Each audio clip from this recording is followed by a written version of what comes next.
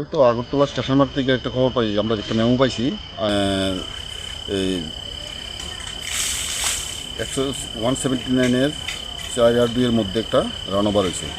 একজন unknown person, এখন অব্দি আমরা শনাক্ত পাইছি করতে পারছি না। আমরা একটা ইউডি কেস নিয়ে তদন্ত আরম্ভ করছি, তদন্ত চলছে।